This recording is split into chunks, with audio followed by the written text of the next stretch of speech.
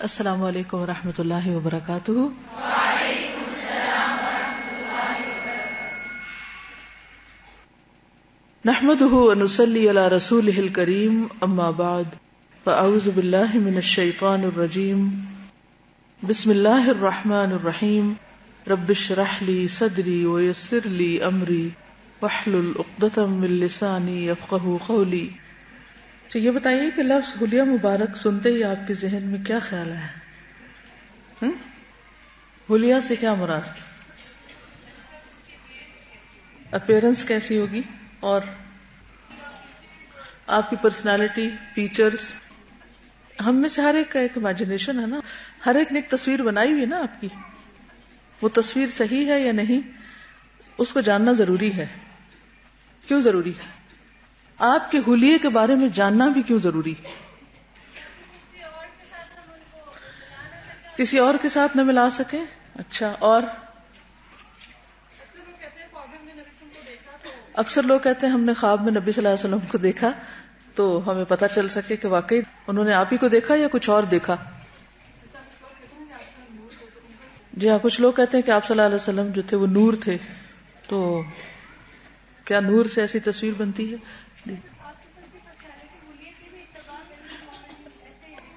جی نہیں، آپ کی پرسنالٹی اور شخصیت میں وہ چیز جو اپنائی جا سکتی، کچھ چیزیں تو ظاہر ہے کہ ہمارے بس میں نہیں کہ ہم اپنی شکل بدل سکیں، لیکن وہ چیزیں جو ہم اپنے حال حلیے میں لا سکتے ہیں، بہتر کر سکتے ہیں اپنے حال حلیے کو، کم از کم وہ تو کریں۔ جی ہاں، جس سے بھی انسان محبت کرتا ہے وہ کیا چاہتا ہے کہ اس کو دیکھے، اس کو دیکھنا چاہتا ہے۔ obviously آپ صلی اللہ علیہ وسلم کی کوئی ایسی تصویر بنائی نہیں گئی اور نہ بنانے کی کسی کو اجازت تھی اور نہ ہے نہ ہوگی، لیکن الفاظ کے ذریعے ہم کافی قریب سے آپ کو دیکھ سکتے ہیں، یعنی الفاظ میں جو آپ کی تصویر بیان کی گئی ہے، تو اس کو پڑھنا، جاننا، سمجھنا اور اس کی روشنی میں آپ کو پہچاننا، یہ بھی ضروری ہے۔ اور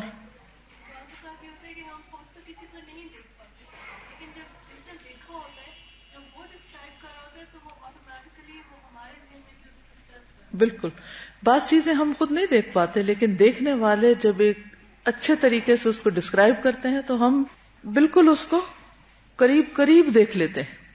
تو صحابہ کرام نے آپ کا حلیہ مبارک کس طرح بیان کیا، آج ہم اس کو انشاءاللہ پڑھیں گے۔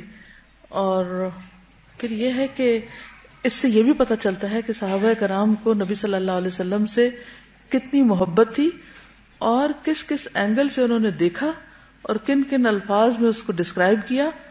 یہ سب دلچسپی کی بات ہے کہ اللہ فضلا کبیرا، اور یہ بالکل سچ بات ہے اور حقیقت ہے کہ آپ صلی اللہ علیہ وسلم کی آمد ہمارے لیے اللہ کا بہت بڑا فضل، احسان اور اس کی رحمت ہے۔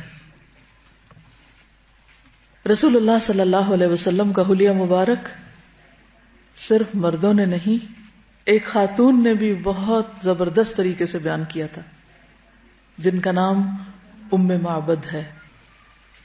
ہجرت کے سفر میں دوسرے دن نبی صلی اللہ علیہ وسلم کا گزر ام معبد کے خیمے سے ہوا تھا۔ یہ قدید کے اطراف میں مشلل کے پاس ہوا کرتی تھی، جو مکہ سے 130 کلومیٹر کے فاصلے پر ہے۔ آپ نے پوچھا، ہل عندک شیء، کیا تمہارے پاس کچھ ہے؟ تو اس نے میزبانی سے معذرت کی اور بتایا کہ بکریاں دور دراز گئی ہوئی ہیں، یعنی بکریاں دور چرنے کے لیے گئی ہوئی ہیں، لیکن ایک بکری پیچھے ہے جو خیمے کے کونے میں ہے، بہت ہی کمزور مریل سی، جس میں دودھ کا ایک قطرہ بھی نہیں۔ تو رسول اللہ صلی اللہ علیہ وسلم نے اجازت لے کر اسے دوہا، اور اس بکری نے اتنا دودھ دیا کہ بڑا سا برتن بھر گیا، جسے ایک جماعت بمشکل اٹھا سکتی تھی۔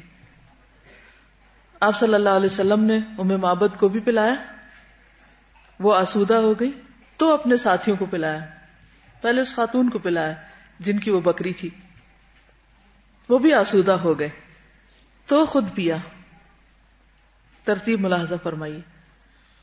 اور دوبارہ دوہ کر برتن بھر دیا اور اسے ام معبد کے پاس چھوڑ کر روانہ ہو گئے۔ جہاں گئے خیر ہی خیر، برکت ہی برکت۔ آپ کے جانے کے بعد ام معبد کا شوہر گھر پر آیا. اس نے دودھ دیکھا تو اسے تعجب ہوا. پوچھا کہ یہ کہاں سے آیا؟ تو ام معبد نے پوری بات بتلا دی. اور نبی صلی اللہ علیہ وسلم کا سراپا سر سے پاؤں تک اور گفتگو اور طور اتوار یعنی آپ کا جو سٹائل تھا بہت باریکی سے بیان کیا. اس پر ابو معبد بول اٹھا، یہ تو واللہ صاحب قریش ہے، یہ تو وہی شخص ہے. میرا ارادہ ہے کہ آپ کا ساتھ اختیار کروں، آپ کا صحابی بن جاؤں، اور کوئی راستہ ملا تو ایسا ضرور کروں گا. دیکھا نہیں، صرف حلیہ کے بارے میں سن کر اس کو شوق پیدا ہو گیا. اور وہ صرف حلیہ نہیں تھا، ساتھ شخصیت بھی تھی، ساتھ آپ کا اخلاق اور کردار بھی تھا. ظاہری خوبصورتی اپنی جگہ اٹریکٹ کرتی ہے، لیکن اگر اس کے ساتھ اخلاق کی قوت شامل ہو جائے تو متاثر کیے بغیر نہیں چھوڑتی. تو ام معبد نے کیا کہا تھا؟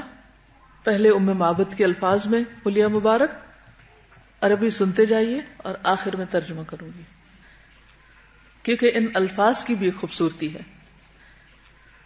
کہتی ہیں ظاہر الوداعۃ ابلج الوجہ حسن الخلق لم تعبہ خجلۃ ولم تزر بہ سعلۃ وسیم قسیم فی عینیہ دعج وفی اشفارہ وطف وفی صوتہ صحل وفی عنقہ سطع احور اکحل ازج اقرن شدید سواد الشعر اذا صمت علاہ الوقار وان تکلم علاہ البہاء اجمل الناس وابہاہم من بعید واحسنہ واحلاہ من قریب حلو المنطق فصل لا نزر ولا حذر کأن منطقہ خرزات نظم یتحدرن ربعة لا تقحمه عين من قصر ولا تشنأه من طول غصن بين غصنين فهو أنظر الثلاثة منظرا وأحسنهم قدرا له رفقاء يحفون به إذا قال استمعوا لقوله وإذا أمر تبادروا إلى أمره محفوظ محشود لا عابس ولا مفند. کتنا سمجھ آیا؟ بدوی عورت جو آپ کے نزدیک ان پڑھ ہے، اس کی زبان دیکھیے، الفاظ کا چناؤ دیکھیے کہ سمجھنے کے لیے ڈکشنری کنسلٹ کرنی پڑے اگر آپ کو کرنی آتی ہو تو. کہتی ہیں پاکیزہ روح، پہلے پاکیزگی کا بیان ہے، صاف ستھرا، کشادہ چہرہ، سنجیدہ خو، نہ توند نکلی ہوئی نہ چندیا کے بال گرے ہوئے، زیبا، صاحب جمال، آنکھیں سیاہ اور فراخ یعنی بڑی آنکھیں سیاہ اور فراخ، بال لمبے اور گھنے، آواز میں بھاری پن، بلند گردن، روشن مردمک، سرمگی چشم، باریک اور پیوستہ ابرو، سیاہ گھنگریالے بال. جب خاموش ہوتے تو وقار بلند ہو جاتا، بات کرتے تو بات واضح ہو جاتی، دور سے دیکھنے میں سب لوگوں سے زیادہ خوبصورت، بارونق، قریب سے نہایت شیریں و کمال حسین یعنی بہت زیادہ حسین، شیریں کلام، واضح الفاظ، کلام کمی اور بیشی الفاظ سے معرہ، فالتو باتیں نہیں، تمام گفتگو موتیوں کی لڑی جیسی پروئی ہوئی، درمیانہ قد، نہ کوتاہی سے حقیر نظر آتے نہ طویل کے آنکھ اس سے نفرت کرتی، دو شاخوں کے درمیان ایسی شاخ کی طرح جو مناسب ہو، زیبندہ نہال کی تازہ شاخ، سب منظروں سے اچھا منظر اور سب سے زیادہ عزت والے، رفیق ایسے یعنی دوست، ان کے ساتھی ایسے کہ ہر وقت اس کے گرد و پیش رہتے ہیں، جب وہ کچھ کہتے ہیں تو چپ چاپ سنتے ہیں، حکم دیتے ہیں تو تعمیل کے لیے جھپٹتے ہیں، مخدوم، مطاع، نہ کوتاہ سخن نہ ترش رو نہ فضول گو. انشاءاللہ میں اس کی آگے چونکہ یہ ساری چیزیں آئیں گی تو وہاں ڈیٹیل بیان کروں گی، لیکن ام معبد نے صرف تھوڑی دیر میں آپ کی تمام خوبصورتی کا کم سے کم الفاظ میں بہترین نقشہ کھینچا، جس میں خلق اور خلق دونوں شامل ہیں. خلق خلق کہتے ہیں جو فیچرز ہیں، اور خلق جو آپ کے عادات ہیں یا آپ کا اخلاق ہے یا آپ کا انداز ہے. صفات اور اخلاق. رسول اللہ صلی اللہ علیہ وسلم جمال خلقت اور کمال اخلاق میں سب سے بلند تھے. اس بارے میں بہت سی احادیث آئی ہیں، یہاں ان کے معنی اور مطالب کا خلاصہ پیش کیا جاتا ہے. چہرے سے شروع کرتے ہیں. چہرہ مبارک اور اس کے متعلقات. رسول اللہ صلی اللہ علیہ وسلم کا چہرہ مبارک گورا، پرکشش، گول، روشن رنگ، سرخی آمیز تھا، پنکش تھا، 14ویں کی چاند کی طرح جگمگاتا ہوا. جب آپ خوش ہوتے تو چہرہ مبارک اس طرح دمک اٹھتا گویا چاند کا ایک ٹکڑا ہے. دھاریاں اس طرح چمکتی جیسے روشن بادل چمکتا ہے، گویا سورج اس میں دوڑ رہا ہے. اگر آپ رسول اللہ صلی اللہ علیہ وسلم کو دیکھتے تو گویا طلوع ہوتے ہوئے سورج کو دیکھتے، یعنی جب سن رائز ہو رہا ہوتا ہے. چہرے پر پسینہ یوں محسوس ہوتا گویا موتی ہے، اور پسینے کی خوشبو مشک خالص سے بھی بڑھ کر ہوتی. اور جب آپ غصہ ہوتے تو چہرہ یوں سرخ ہو جاتا کہ گویا دونوں رخسار میں انار کے دانے نچوڑ دیے گئے، سخت سرخ. دونوں رخسار ہلکے، پیشانی کشادہ، ابرو یعنی آئی بروز کماندار، باریک اور کامل تھے. باہم ملے ہوئے نہ تھے، الگ الگ تھے، اور کہا جاتا ہے کہ کچھ ملے ہوئے تھے. آنکھیں کشادہ تھیں، ان کی سفیدی میں سرخی کی آمیزش تھی، سرخ ڈورے تھے. پتلی سیاہ تھی، یعنی آنکھوں کا رنگ سیاہ تھا. پلکوں کے بال لمبے اور گھنے تھے. آپ دیکھتے تو کہتے کہ آنکھوں میں سرما لگا رکھا ہے، یعنی نیچرلی اس طرح محسوس ہوتا. حالانکہ آپ سرما لگائے ہوئے نہیں ہوتے تھے. ناک کا بانسا بلند یعنی اوپر کا حصہ اور خمدار تھا، اس پر نور بلند ہوتا محسوس ہوتا تھا. دونوں کان مکمل تھے. منہ خوبصورت اور بڑا تھا. سامنے کے دونوں دانتوں میں ذرا سا فاصلہ تھا. بقیہ دانت بھی الگ الگ تھے، بہت جڑے ہوئے نہیں تھے. دانتوں میں چمک تھی. جب آپ مسکراتے تو ایسا لگتا گویا اولے ہیں، اور جب آپ گفتگو فرماتے تو دانتوں کے درمیان سے نور نکلتا دکھائی دیتا. غرض آپ کے دانت سب سے زیادہ خوبصورت تھے. داڑھی خوبصورت تھی، گھنی، کنپٹی سے کنپٹی تک بھرپور، سینے کو بھرے ہوئے اور بالکل کالی تھی. صرف دونوں کنپٹیوں اور داڑھی بچہ میں چند گنے چنے بال سفید تھے. آخر تک بھی چند گنے ہوئے بال جو تھے اس حصے میں سفید تھے، ادروائز ساری داڑھی سیاہ تھی. کچھ احادیث کی روشنی میں ذرا سی مزید ڈیٹیلز ہم دیکھتے ہیں. بخاری کی روایت میں آتا ہے، کان رسول اللہ صلی اللہ علیہ وسلم احسن الناس وجہا. رسول اللہ صلی اللہ علیہ وسلم لوگوں میں سے سب سے زیادہ حسین چہرے والے تھے. یعنی اس دور میں جتنے بھی لوگ تھے ان میں سب سے زیادہ خوبصورت آپ ہی تھے. اللہ سبحانہ وتعالی نے آپ کو نہ صرف یہ کہ نبوت سے نوازا، بلند ترین اخلاق سے نوازا، انک لعلی خلق عظیم، بلکہ حسن میں بھی کوئی کمی نہ چھوڑی. حسان بن ثابت کہتے ہیں آپ صلی اللہ علیہ وسلم کی مدح میں، وَأَحْسَنُ مِنْكَ لَمْ تَرَ قَطُّ عَيْنِي، کہ آپ سے زیادہ خوبصورت، احسن مِنْكَ لَمْ تَرَ قَطُّ عَيْنِي، میری آنکھ نے کبھی دیکھا ہی نہیں. آپ سے زیادہ خوبصورت چہرہ میری آنکھ نے کہیں دیکھا ہی نہیں، کبھی نہیں دیکھا. وَأَجْمَلُ مِنْكَ، اور آپ سے زیادہ جمال والا، خوبصورتی والا، لَمْ تَلِدِ النِّسَاءُ، عورتوں نے کبھی جنا ہی نہیں، کسی عورت نے ایسا کوئی بچہ جنم دیا ہی نہیں. خلقت مبرأ من کل عیب، آپ ہر عیب سے پاک پیدا کیے گئے، یعنی آپ کسی قسم کے جسمانی عیب کا شکار نہ تھے، یعنی آپ کے اندر جسمانی طور پر کوئی عیب نہیں تھا. کأنک قد خلقت کما تشاء، آپ اس طرح پیدا کیے گئے گویا آپ نے جیسا خود چاہا کہ مجھے بنایا جائے. کیونکہ کسی بھی انسان کو اگر پوچھا جائے کہ تم کیسے بننا چاہتے ہو تو وہ کوئی کسر چھوڑے گا. لوگ میک اپ کے ذریعے اور پلاسٹک سرجری وغیرہ کے ذریعے اور مختلف حربوں طریقوں سے اپنے آپ کو اپنی مرضی کا بنانے کی کوشش کرتے رہتے ہیں، جو کہ پاسبل نہیں ہوتا. حسان بن ثابت کہتے ہیں کہ نبی صلی اللہ علیہ وسلم کی خوبصورتی میں کسی قسم کی کوئی کمی نہ تھی، گویا آپ سے بڑھ کر کوئی اور خوبصورت نہ تھا. آپ کے چہرے کو سورج اور چاند دونوں سے تشبیہ دی گئی. صحیح مسلم کی روایت ہے، کان وجہہ مثل الشمس والقمر وکان مستدیرا، آپ صلی اللہ علیہ وسلم کا چہرہ سورج اور چاند کی طرح گولائی مائل تھا، یعنی مستدیر تھا، لمبا نہیں تھا یا چوڑائی کی طرف زیادہ نہیں تھا، بلکہ گولائی لیے ہوئے تھا. ایک اور روایت میں آتا ہے مسند احمد کی، عن ابی ہریرہ قال ما رأيت شيئا احسن من رسول الله صلی اللہ علیہ وسلم كان كأن الشمس تجری في جبهته.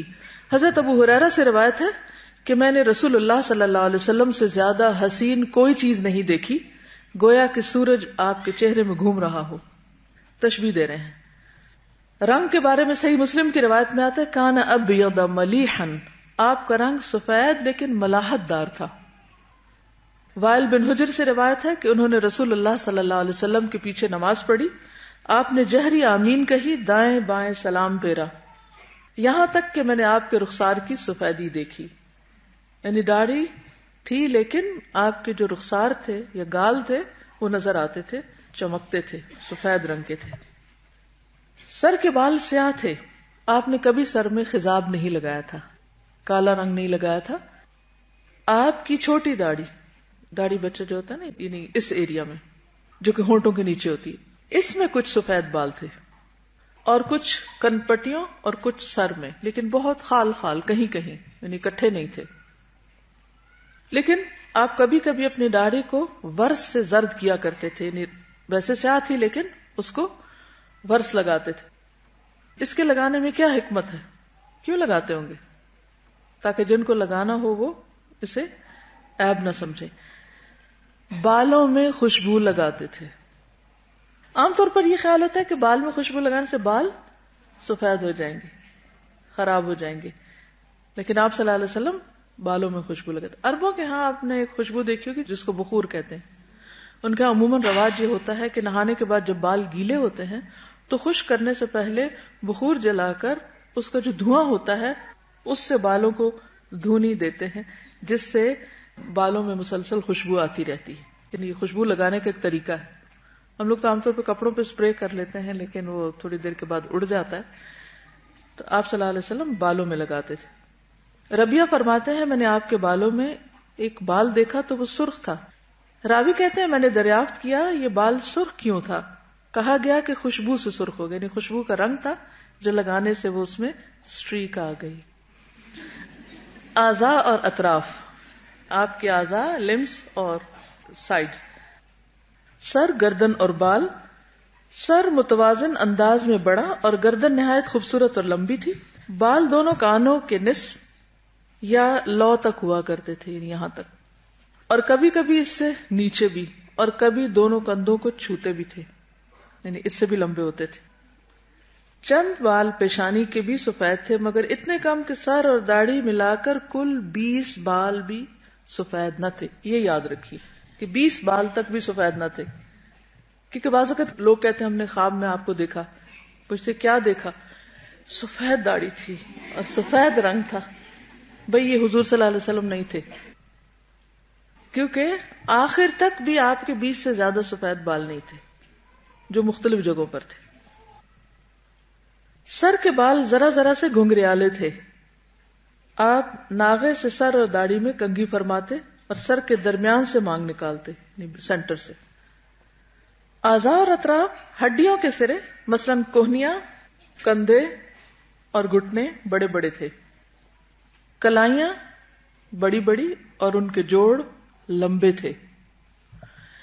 ہتھیلیاں اور قدم کشادہ تھے. تلوا گہرا نہیں تھا. تلوا کیا ہوتا ہے؟ جی، یعنی اس میں آرچ زیادہ نہیں تھی.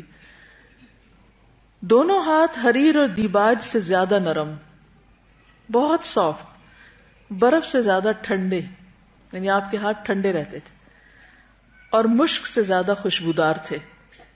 کوہنی سے اوپر اور نیچے دونوں بازو اور اطراف بھاری بھرکم تھے، یعنی یہ جگہ ذرا ہیوی تھی. ایڑیاں اور پنڈلیاں ہلکی تھیں. دونوں کندھوں کے درمیان دوری تھی، چوڑے تھے یعنی کندھے. اطراف لمبے، سینہ کشادہ اور بالوں سے خالی تھا. صرف لبے سے ناف تک بالوں کی ایک لکیر تھی، یعنی کہ اوپر سے نیچے تک بیچ میں ایک چھوٹی سی لائن تھی.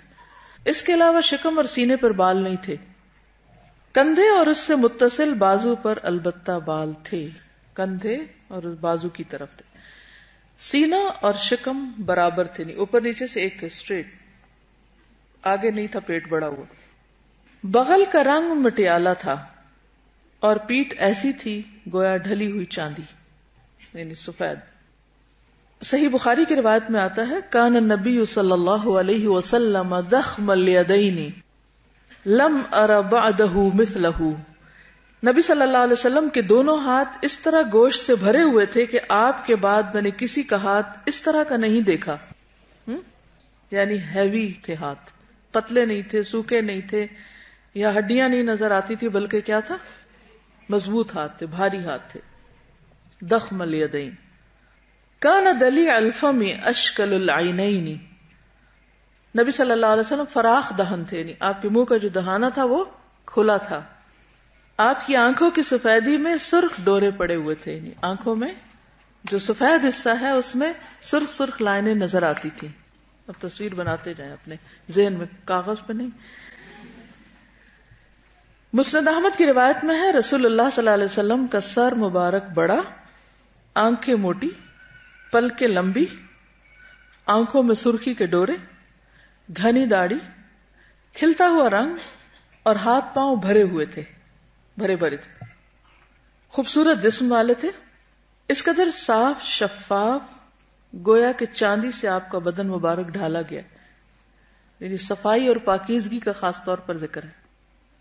اوپر داغ دھبے وہ نشان وشان نہیں تھے. قد و قامت اور جسم، آپ کا قد خوبصورت، قامت معتدل اور پیکر سیدھا تھا.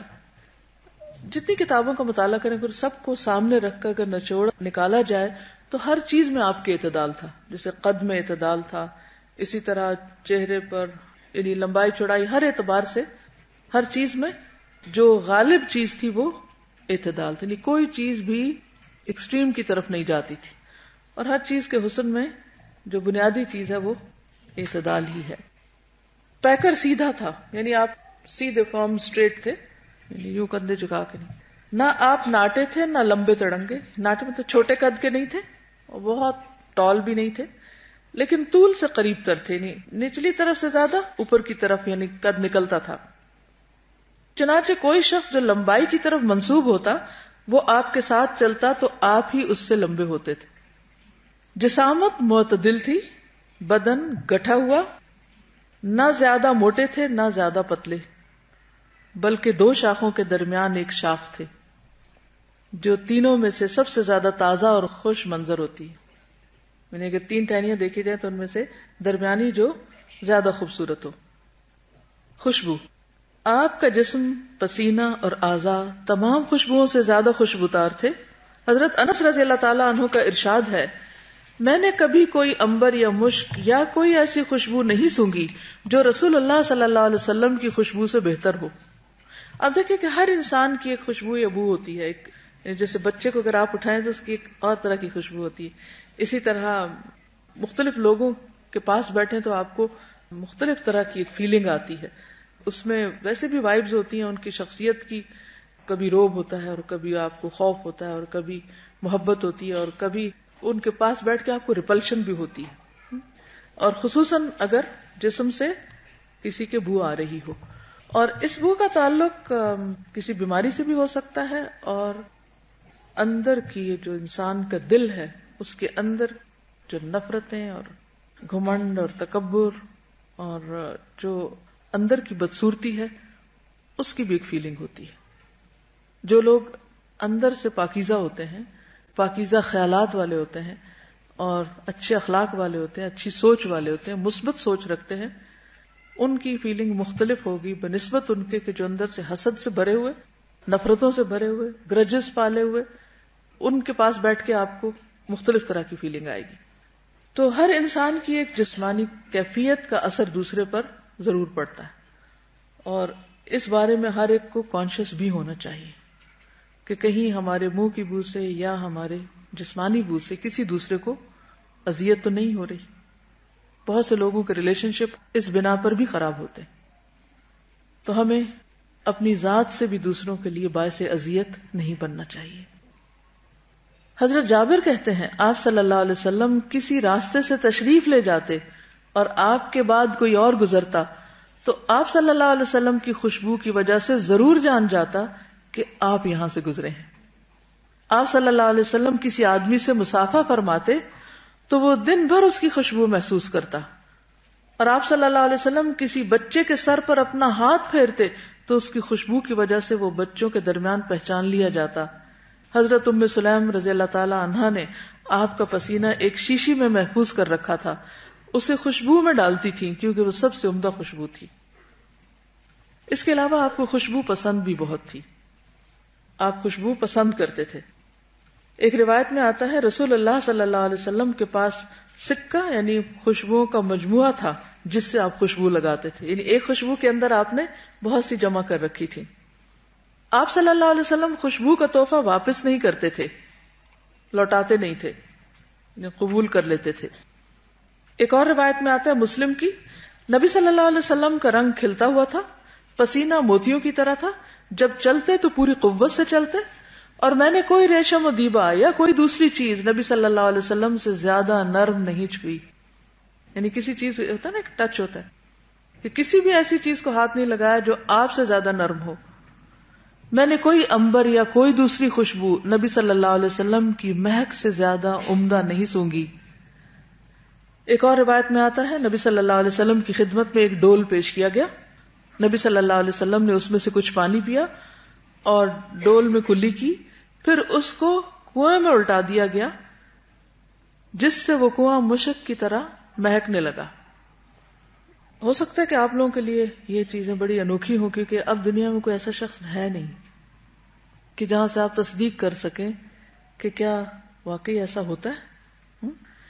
تو یہ سب کچھ بحیثیت نبی، بحیثیت انسان اور بحیثیت ایک مقدس ہستی کے اللہ تعالیٰ نے آپ کو دوسروں کے مقابلے میں وافر مقدار میں دیا گیا، اور یہ آپ کے معجزات میں سے بھی ہو سکتا ہے۔ اگر صحابہ کرام نے اس میں کوئی مبالغہ رائے کی ہوتی تو دوسرے انکار کر دیتے کہ یہ تم کیا کہہ رہے ہو، ایسا تو تھا ہی نہیں۔ تو یہ ایک نہیں بے شمار ایسی روایات ہیں اور صحیح روایات ہیں جن کا نچوڑ اور خلاصہ آپ کے سامنے رکھا جا رہا ہے۔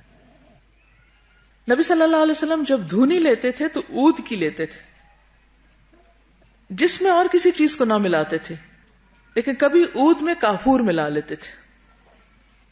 حضرت عائشہ کہتی ہیں کہ میں رسول اللہ صلی اللہ علیہ وسلم کو احرام باندھنے سے قبل میرے پاس جو عمدہ قسم کی خوشبو ہوتی تھی ان میں سے سب سے اعلیٰ قسم کی خوشبو لگاتی، یہاں تک کہ میں آپ صلی اللہ علیہ وسلم کی داڑھی اور سر مبارک میں اس کی چمک دیکھتی، یعنی اتنی زیادہ وہ لگاتی تھی کہ وہ خوشبو اوپر جیسے تیل کی طرح چمکتی ہوئی نظر آتی تھی۔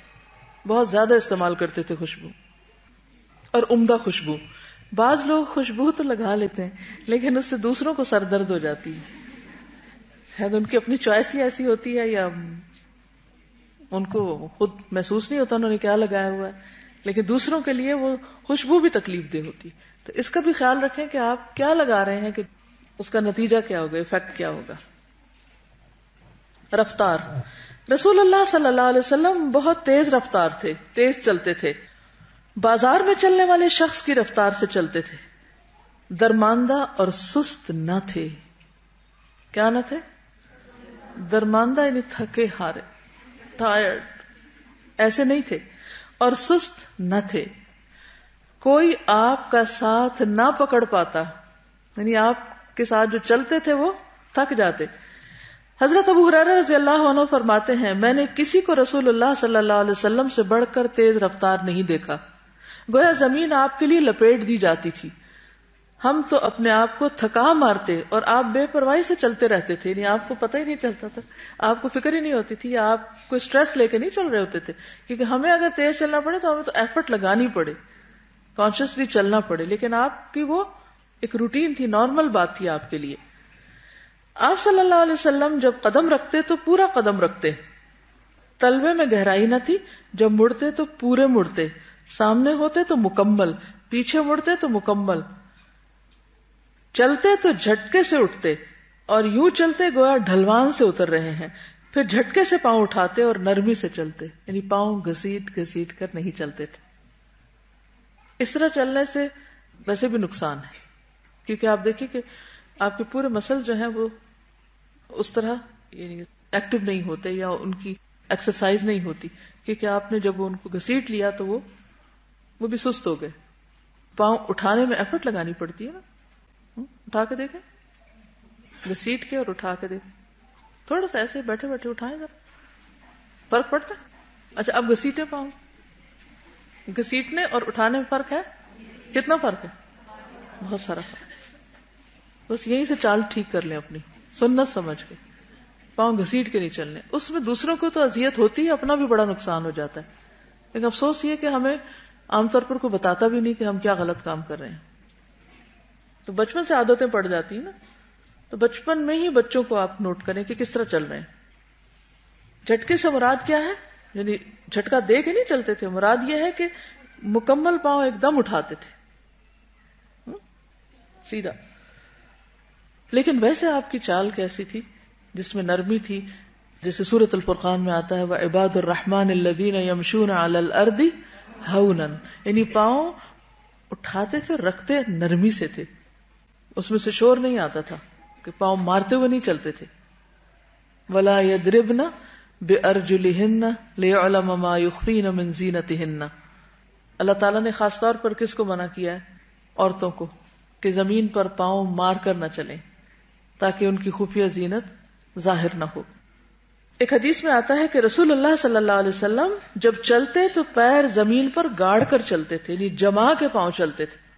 اذا مشى تکفأ, جب آپ چلتے تو آگے جھکتے ہوئے دباؤ ڈال کر چلتے تھے.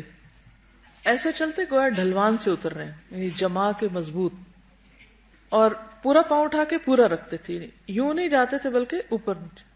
ٹھیک ہے. اور پھر یہ کہ سستی اور ڈھیلا پن نہیں, اور جیسے نا کہ کندھے جھکے ہوئے نہ ہو. ایک اور روایت میں آتا ہے کہ آپ چلتے ہوئے ادھر ادھر نہیں دیکھتے تھے, سامنے دیکھتے تھے. اذا مشى لم يلتفت, جب چلتے تو بلا ضرورت ادھر ادھر نہ دیکھتے. اس کا کیا نقصان ہوتا ہے جب ہم چلتے ہوئے ادھر دیکھ رہے ہوتے ہیں؟ ٹکر مارتے ہیں اور دوسروں کو تکلیف دیتے ہیں. جی, مقصد پہ فوکس نہیں. حدیث میں آتا ہے کہ جب رسول اللہ صلی اللہ علیہ وسلم چلتے تو صحابہ آپ کے آگے چلتے اور آپ کی پشت فرشتوں کے لیے چھوڑ دیتے. He was a leader like a shepherd. shepherd کس طرح چلتا ہے, کہاں چلتا ہے؟ پیچھے چلتا ہے اور ریوڑ کو آگے رکھتا ہے. آواز اور گفتگو. رسول اللہ صلی اللہ علیہ وسلم کی آواز میں ہلکا سا بھاری پن تھا اور آپ شیریں گفتار اور باوقار تھے. خاموش رہتے تو باوقار, گفتگو کرتے تو پرکشش, بول ایسے گویا لڑی سے موتی جھڑ رہے ہیں. بات شروع کرتے تو اس کا پورا احاطہ کر کے ختم فرماتے. گفتگو دو ٹوک ہوتی.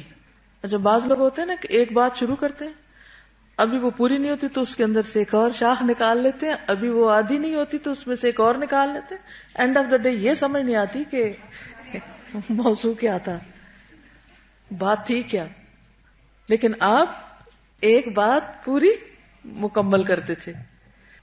گفتگو دو ٹوک ہوتی, نہ مختصر نہ فضول, یعنی اتنی کم بھی نہیں کہ بندے کو بات ہی نہ سمجھے کہ کیا کہا, دوسرا حیران پریشان ہے, اور نہ اتنی لمبی کہ سمجھنا ہے کہ شروع کہاں سے ہوئی تھی. ہر حرف واضح ہوتا, مخارج بہت اچھے تھے. آپ صلی اللہ علیہ وسلم فصیح و بلیغ اور رواں طبیعت تھے. نکھرے ہوئے کلمات بولتے تھے, نکھرے ہوئے یعنی الفاظ کھاتے نہیں تھے. بعض ہوتے ہیں نا, یا تو شروع جملہ ٹھیک بولتے ہیں, آخر میں گول کر جاتے ہیں. بعض لوگ لفظ کا ابتدائی حصہ ٹھیک بولتے ہیں, آدھے کے بعد ڈراپ کر دیتے ہیں, سمجھ نہیں آتی کیا کہا. بعض لوگ ناک میں بولتے ہیں, بعض اوقات یعنی پوری بات سمجھ نہیں آتی کہ کہا کیا گیا. آپ دیکھیے کہ خاص طور پر اگر آپ دین کا کام کر رہے ہیں تو آپ کو میسج کنوے کرنے کے لیے, چاہے پوئٹری میں ہو یا نثر یا نظم, کچھ بھی ہو, بات واضح کرنی, خواہ لکھنے میں کیوں نہ ہو.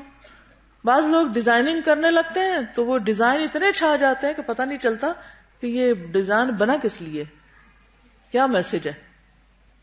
تو ہمیشہ اصل مقصد سامنے ہونا چاہیے. کیا کہا جا رہا ہے, کیوں کہا جا رہا ہے, اور کس موقع پر کتنا کہنا ہے اس کو, اور کیسے کہنا ہے. یعنی لینگویج پلس ادائیگی دونوں ہی اہم ہے. کوئی شخص خواہ کیسا ہی فصیح و بلیغ ہوتا, آپ کی ہمسری نہ کر سکتا تھا.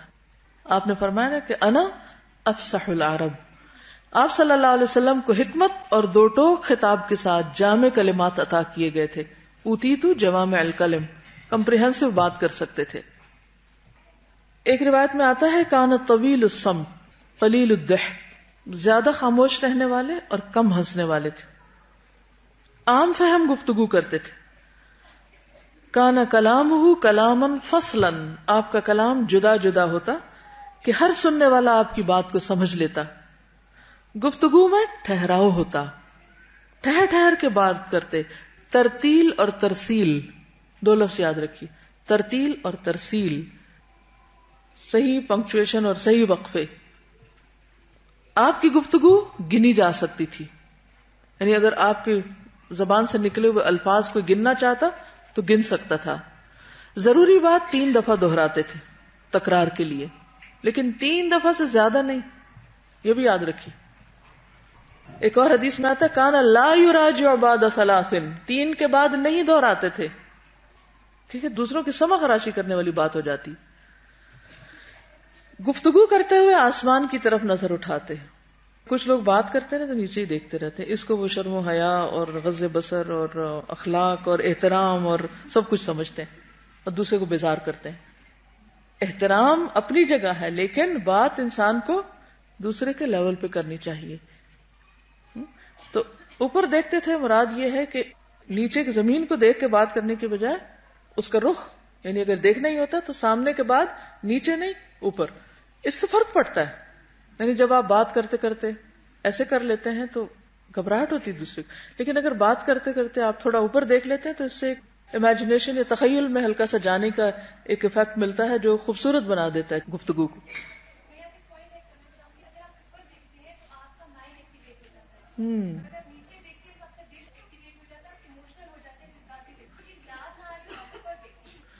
گڈ، سبحان اللہ. انہوں نے ایک ریسرچ پڑھی جس میں آتا ہے کہ آپ گفتگو کرتے وقت اگر آپ اوپر دیکھتے ہیں تو آپ کا ذہن ایکٹیویٹ ہوتا ہے، اور اگر آپ نیچے دیکھتے ہیں تو آپ کا دل، قلب ایکٹیویٹ ہوتا ہے، یعنی ایموشنز آپ کے جاگتے ہیں. تو اس میں آپ دیکھیے کہ اگر آپ کو کوئی چیز بھول جاتی تو آپ کو چاہیے کہ اوپر دیکھیں تاکہ یاد آ جائے. غض بصر کا مطلب سر جھکانا نہیں ہے، یہ یاد رکھیے. غض بصر کا مطلب یہ ہے کہ نگاہ کو اس ٹارگٹ سے ہٹا دیا جائے، بس، یعنی کہ ان فوکسڈ ہو جائے. نگاہ پھیر لیں. اگر آپ سے کوئی بات کر رہا ہو اور وہ نیچے کی طرف دیکھتا ہے تو وہ انکانفیڈنٹ سا لگتا ہے اور لگتا ہے کہ اس کو سمجھ نہیں آ رہی ہوگی، اگر جب وہ اوپر دیکھتا ہے تو لگتا ہے یہ کہیں اپنی گہری سوچ میں جائے گا. جی بالکل، جی ہاں، بچوں کا کانفیڈنس ہی خراب کر دیتے ہیں. نیچے دیکھو، نیچے دیکھو. اصل میں خوبصورتی اعتدال میں ہے. اعتدال کیا ہے کہ آپ جس سے بات کر رہے ہیں اس کی طرف دیکھ کے بات کریں، ادھر ادھر نہ دیکھیں، کیونکہ آپ صلی اللہ علیہ وسلم ادھر ادھر نہیں دیکھتے تھے. مثلا بات آپ کسی سے کر رہے ہیں اور دیکھ آپ ادھر ادھر رہے ہیں، اس کی طرف توجہ ہی نہیں کر رہے جس سے آپ بات کر رہے ہیں، تو دوسرے کو گھبراہٹ ہونے لگتی ہے. پھر ہم شکایت کرتے ہیں ہم سے تو کوئی بات کرنا پسند ہی نہیں کرتا. بہرحال ہم تو اوپر دیکھیں گے سنت سمجھ کر، ریسرچوں کا ہمیں نہیں پتا، ٹھیک ہے، اور اسی میں ہی خیر بھلائی ہو جائے گی انشاءاللہ. اوکے، آگے چلتے ہیں. اخلاق کی ایک جھلک. رسول اللہ صلی اللہ علیہ وسلم کے چہرے پر ہمیشہ بشاشت ہوتی تھی. سہل خو اور نرم پہلو تھے، جفاجو اور سخت خو نہ تھے، ہارش نہیں تھے. بازاروں میں اونچی آواز نہ لگاتے، دور سے چیخ چلا کے نہیں بولتے تھے. سب سے زیادہ تبسم فرماتے، نہیں مسکراتے. غصے سے سب سے زیادہ دور اور رضا میں سب سے آگے. یعنی بات بات پہ غصہ نہیں آتا تھا، غصہ آتا تھا اور پیچھے کیفیت بھی ہم نے پڑھی، لیکن بہت کم اور صرف حق بات پر. اور رضا میں سب سے آگے یعنی دوسرے کی بات کو ایکسپٹ کرنا، ماننا، اس کے ساتھ ریکنسائل کرنا، اس میں آگے تھے. یعنی اللہ کے فیصلوں کو قبول کرنا، لوگوں کو ایز اٹ از قبول کرنا، یہ ایک بہت بڑی خوبی ہوتی. کیونکہ اگر ہم ہر چیز میں ریزسٹ کر رہے ہیں، اس کو ایسا نہیں ہونا چاہیے، اس کو ایسا نہیں ہونا چاہیے، اس کو ایسا، تو کیا ہوگا؟ وہ تو ویسے ہی رہیں گے، مشکل ہمارے لیے ہو جائے گی. تو ایکسپٹنس بہت ضروری ہے. 2 کاموں میں جو زیادہ آسان ہوتا اسی کو اپناتے، بشرطے کہ وہ گناہ کا کام نہ ہو. اگر گناہ کا کام ہوتا تو پھر اس سے سب سے زیادہ دور ہوتے تھے. اپنی ذات کے لیے کبھی انتقام نہ لیا، البتہ اللہ کی حرمت پامال کی جاتی تو اس کے لیے انتقام لیتے. رسول اللہ صلی اللہ علیہ وسلم سب سے زیادہ سخی، سب سے کریم، سب سے بہادر، سب سے شہزور، اذیت پر سب سے بڑھ کر صبر کرنے والے، سب سے زیادہ باوقار اور سب سے بڑھ کر حیا دار تھے. کوئی چیز ناپسند فرماتے تو چہرے پر اس کے آثار دیکھے جا سکتے تھے. اپنی نظر کسی کے چہرے پر جماتے نہ ناپسندیدگی کے ساتھ کسی کا سامنا کرتے، یعنی کسی کو گھور گھور کے نہیں دیکھتے تھے، اور نہ کسی کو دیکھ کر ماتھے پہ بل اور منہ پھلانا اور ناپسندیدگی کا اظہار ایسا نہیں کرتے تھے. ہم لوگ ذرا سا کوئی مرضی کے خلاف بات ہو تو ایک دم ہمارے چہروں پہ آ جاتی، ایسے ہی ہوتا ہے نا، فوراً ہمارا چہرہ بگڑنے لگتا ہے. کیا یہ سنت کی پیروی ہے؟ نہیں نا، کنٹرول کرنا ہے نا ہمیں. ٹھیک ہے، ہر وقت ہر ایک کی ہر بات اچھی نہیں لگ سکتی اور نہ ہو سکتی. انسانوں کو کمزور سمجھیں، ان میں کمزوریاں ہیں، غلطیاں ہیں، اور وہ یہ غلطیاں دہراتے رہیں گے. جیسے ہم غلطیاں دہراتے رہتے ہیں، ریپیٹ کرتے ہیں، دوسرے بھی اسی طرح ہیں، ان کو بھی آپ سپیس دیں، انہیں بھی کرنے دیں. ہمارا موڈ آف کیوں ہوتا ہے؟ مثلا بچے ہیں گھر میں اور لوگ ہیں، کس وقت آف ہوتا ہے ہمارا موڈ؟ جب ہم ایک دفعہ کسی کو کوئی بات بتاتے ہیں اور وہ نہیں مانتا تو پھر ہمارا چہرہ بگڑتا ہے، پھر ہماری زبان کھلتی، پھر اس کے بعد ہاتھ اٹھتا ہے، پھر کوئی فرنیچر اٹھ جاتا ہے یا کچھ اور. اور بعض لوگ تو پہلے ہی درجے پہ آخری مرحلے پہ پہنچے ہوتے ہیں. لیکن نبی صلی اللہ علیہ وسلم کا چہرہ ایسا نہیں ہوتا تھا. اچھا، مومن کا چہرہ ہے. ہم سب کو ایک دوسرے کے چہروں کو ہوا دیتے رہنا چاہیے کہ ٹھیک ہو جائیں. اچھا، اس کا طریقہ کیا ہوگا؟ کیسے دوسرے کے چہرے کو آپ ٹھیک کر سکتے ہیں؟ اسمائل دے کے. جب آپ اسمائل کریں گے تو اس کو مجبوراً اسمائل کرنا پڑے گا، اور اگر پھر نہ کرے تو کیا کریں گے؟ پھر دوبارہ اسمائل کریں حتیٰ کہ وہ کرنے لگے. سب سے زیادہ عدل کرنے والے، پاک نفس اور پاک دامن، سچائی کے علم بردار اور بڑے امانت دار تھے. نبوت سے پہلے ہی امین کے لقب سے مشہور تھے. سب سے زیادہ متواضع اور تکبر سے دور تھے. سب سے بڑھ کر عہد کے پاسدار، سب سے عظیم شفقت اور رحمت والے، سب سے عمدہ معاشرت اور ادب والے، سب سے زیادہ کشادہ اخلاق، فحش اور لعنت ملامت سے سب سے زیادہ دور، جنازوں میں تشریف لے جاتے، فقراء اور مساکین کے ساتھ بیٹھتے، غلام کی دعوت قبول کرتے، کھانے اور لباس میں ان پر برتری نہ اختیار فرماتے. جو آپ صلی اللہ علیہ وسلم کی خدمت کرتا آپ خود اس کی خدمت فرماتے، اس میں کوئی آر نہیں سمجھتے تھے. اپنے خادم پر عتاب نہ کرتے، یہاں تک کہ کبھی اسے اف تک نہ کہا. غرض آپ صلی اللہ علیہ وسلم کے اوصاف کو احاطہ بیان میں لانا ممکن نہیں. اس کی مزید تھوڑی سی وضاحت، کچھ اور احادیث. نبی صلی اللہ علیہ وسلم مسکراتے تھے، کہہ کے نہیں لگاتے تھے. کان لا یضحک الا تبسما، ہنستے نہیں مسکراتے تھے. خوش ہوتے تو چہرہ مبارک چاند کا ٹکڑا معلوم ہوتا. اور صحابہ کہتے ہیں کعب بن مالک کہ یہ بات ہم آپ کے چہرے سے معلوم کر لیتے کہ آپ کتنے خوش ہیں. لوگوں کو آپ سے دھکیلا نہ جاتا تھا، یعنی اگر آپ کراؤڈ میں سے گزر رہے ہیں تو دوسروں کو آگے سے ہٹایا نہیں جاتا تھا کہ ہٹو ہٹو ہٹو بچوں کی آوازیں نہیں آتی تھیں آپ کے مجمع میں. آپ اپنے رستے پر خود چلتے تھے اور لوگ رستہ دیتے جاتے تھے. بڑے کو عزت دیتے، دائیں جانب سے شروع کرتے. مثلا جیسے مسواک کرتے یا کچھ پیتے تو آغاز دائیں جانب سے کرتے. جب بھی آپ سے کچھ مانگا جاتا آپ ضرور عطا کرتے. اگر کوئی چیز موجود نہ ہوتی تو خاموشی اختیار کر لیتے. اچھا، ہم کیا کرتے ہیں؟ تعویلیں دینی شروع کر دیتے ہیں اور تشریح کرنے لگتے ہیں کہ ہم اس لیے نہیں دے پا رہے، پھر ایسا ہے ویسا ہے، یہ اپنے عذر اور مجبوریاں سنانے لگتے ہیں. اس سے دوسروں کی سمع خراشی ہوتی ہے. ہے تو ٹھیک، نہیں تو بات ختم. ہدیہ قبول کرتے اور بدلہ دیتے تھے. جب پہلا پھل لایا جاتا تو برکت کی دعا کرتے اور چھوٹے بچے کو دیتے تھے. اچھا، ہم جب ایک اصول بنا لیتے نا کہ دائیں جانب سے شروع کرنا ہے، پھر ہر چیز میں دائیں جانب ہماری ہوتی ہے. اس میں پھر ہم اس اصول سے خلاف نہیں جاتے. تو بعض جگہ پر بعض چیز آپ نے بڑے کو پہلے دی، بعض چیز آپ نے چھوٹے کو پہلے دی. مثلا نیا پھل آپ چھوٹے کو پہلے دیتے، کیوں؟ ہاں بالکل، بچے انتظار نہیں کر سکتے، ان کو جلدی ہوتی. لیکن بعض چیزیں ان میں آپ نے اس چیز کی ترتیب کا لحاظ رکھا تو آپ نے دائیں طرف سے اس کو شروع کیا. جیسے خاص طور پر اگر ایک پراپر مجلس ہوتی. ابو ہریرہ کہتے ہیں کہ لوگ جب پہلا پھل دیکھتے تو رسول اللہ صلی اللہ علیہ وسلم کی خدمت میں پیش کرتے تھے. آپ یہ دعا پڑھتے، اے اللہ ہمارے لیے ہمارے پھلوں، ہمارے شہر، ہمارے سا اور مد یعنی پیمانوں میں برکت پیدا فرما. اے اللہ ابراہیم علیہ السلام تیرے دوست، بندے اور نبی تھے، انہوں نے تجھ سے مکہ کے لیے دعا کی تھی، میں بھی تیرا بندہ اور نبی ہوں، میں تجھ سے مدینہ کے لیے وہی کچھ مانگتا ہوں جو انہوں نے مکہ کے لیے مانگا تھا، بلکہ اس سے دگنا. آپ دیکھیے کہ ہم کہتے نہیں یہ تو ادب کے خلاف ہو جائے گا، اور مکہ تو اس میں اللہ کا گھر ہے، اور ہم اس سے زیادہ کیسے مانگ سکتے ہیں کہ اللہ ہمارے شہر کو بھی برکت دے دے. لیکن آپ صلی اللہ علیہ وسلم نے مدینہ کے لیے مکہ سے بھی بڑھ کے برکت مانگی اور اللہ نے اس میں برکت ڈالی. تو اللہ تعالیٰ کے خزانے بہت وسیع ہیں، اس میں کمی نہیں ہے. ہم مانگنے میں کوتاہی کرتے ہیں، ہم مانگنے سے کتراتے ہیں.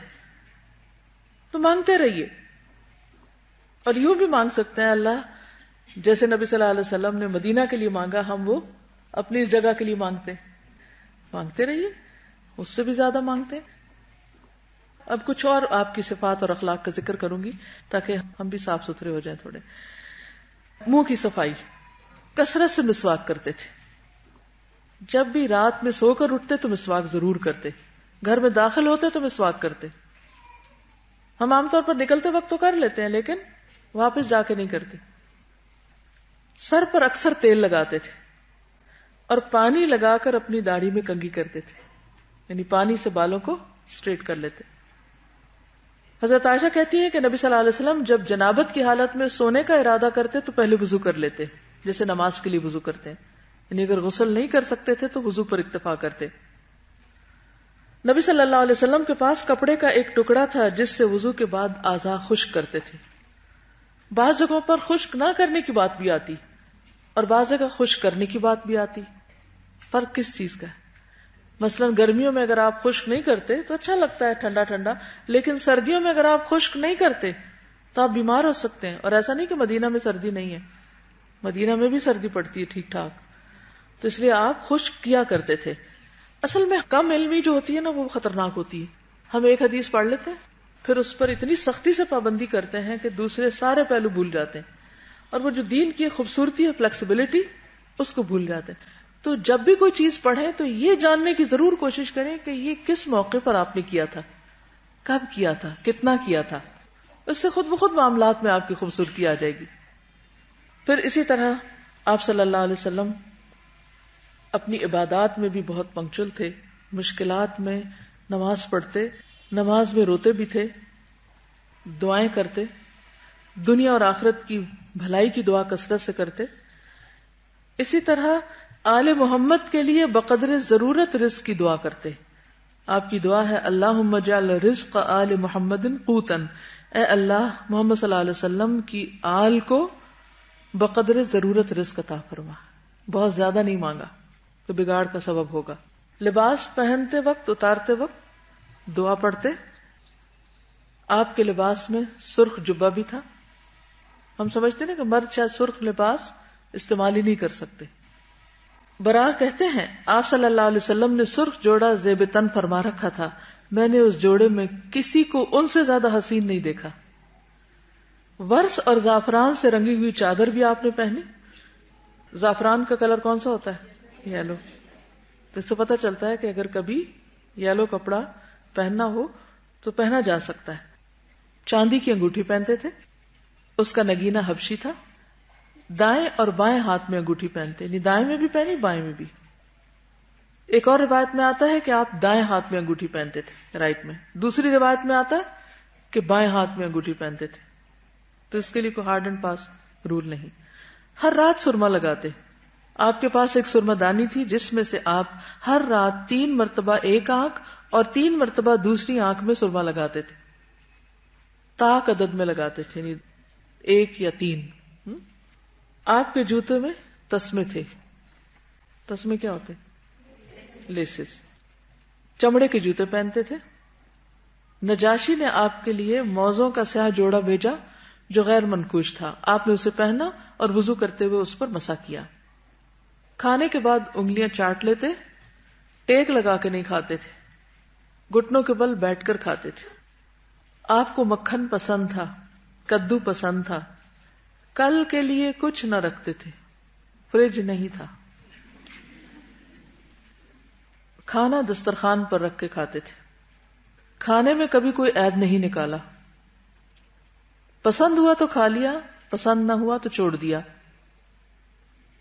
آپ صلی اللہ علیہ وسلم کا ایک برتن تھا، سہنک، بڑی جو سے تھال ہوتا ہے، اسے 4 آدمی اٹھاتے تھے، تو جب اکٹھے کھانا کھاتے تھے، یعنی کہ اتنا بڑا تھا، ظاہر ہے 4 آدمی اٹھانے ہو کتنا ہیوی ہوگا، تو سارے اسی میں کھانا رکھ کے سب وہیں سے، الگ الگ پلیٹوں میں نہیں کھاتے تھے، ایک جگہ سے کھاتے تھے۔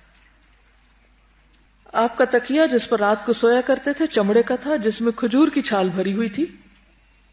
سونے کا ارادہ فرماتے تو دائیں ہاتھ کا تکیہ بناتے۔ آپ کے کندھا مبارک پر مہر نبوت تھی، کبوتر کے انڈے کی طرح، اس کا رنگ آپ کے جسم مبارک کے مشابہ تھا، اس میں سرخی تھی تھوڑی تھوڑی، وہ جو مہر تھی آپ کی، اس میں تھوڑا گوشت ابھرا ہوا تھا۔ اب آپ کچھ کہنا چاہیں تو تشریف لیں۔ السلام علیکم۔ اتنا اچھا لگ رہا ہے، ایسا لگتا ہے جیسے ملاقات ہی ہو گئی ہو کسی سے، اتنی ڈیٹیل میں ایک ایک چیز کا پتہ چلا، اس کی خوشی بہت زیادہ ہوئی ہے، اور ایک دکھ اپنے اوپر ہو رہا ہے کہ ہم لوگ ان چیزوں سے کیوں نہیں اس وقت میں آشنا ہوتے کہ جب اپنی پرسنالٹی کو ہم مولڈ کرنے کے قابل ہوتے۔ خیر، اٹس نیور ٹو لیٹ، ابھی بھی ہمیں جن چیزوں کا پتہ چل گیا، اگر ہم آہستہ آہستہ اگر ایک ایک پوائنٹ کو بھی لیں تو انشاءاللہ اللہ تعالیٰ تو ہر چیز پہ قادر ہے، اللہ کے لیے تو کوئی لمٹ نہیں ہے نا، لمٹس تو ہم نے اپنے لیے رکھی ہوئی ہیں۔ تو میرا دل چاہتا ہے کہ اگر ہم اور کچھ بھی نہ کر سکیں تو ایٹ لیسٹ ہم پلیزنٹ اور سافٹ تو ہو سکتے ہیں۔ یہ ہارشنس جو ہے یہ ایک بیماری کی طرح پھیل گئی ہے، مجھے بہت افسوس ہوتا ہے، چھوٹے چھوٹے بچے اتنے ہارش ہو گئے ہیں، آبویسلی وہ ہر وقت ایک ہارش لہجہ سننے کے عادی ہوتے ہیں تو وہی امیٹیٹ کرتے ہیں جو وہ سنتے ہیں۔ تو بڑوں کا فرض بنتا ہے کہ وہ ایک دوسرے کے لیے بھی نرم ہو جائیں، ذرا سافٹ ہو جائیں، اور یہی بہت بڑی خوبصورتی ہوتی ہے سافٹنس جو ہے۔ یہ جو آپ نے بات کی ہے نا کہ بچوں کے اندر بھی سختی آ گئی ہے، لٹرلی آپ بعض اوقات بچوں سے سلام کرتے ہیں تو ایسا لگتا ہے جیسے کسی اکڑی ہوئی چیز سے آپ سلام کر رہے ہیں، آپ ان کو گلے لگاتے ہیں تو یوں لگتا ہے کہ جیسے وہ کوئی درخت کا تنا ہے جس کو آپ چھو رہے ہیں، یعنی جھکاؤ، محبت، ایک وہ جو مزاج کی خوبصورتی ہے وہ نہیں نظر آتی۔ تو اس میں یہ کہ بچپن سے اگر یہ اٹھان ہو رہی ہے تو بڑے ہو کے کیا ہوگا؟ جی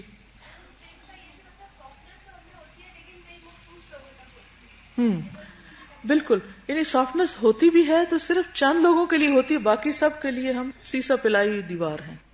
اوکے، سبحانک اللہم و بحمدک، نشہد ان لا الہ الا انت، نستغفرک و نتوب الیک۔ السلام علیکم و رحمۃ اللہ وبرکاتہ۔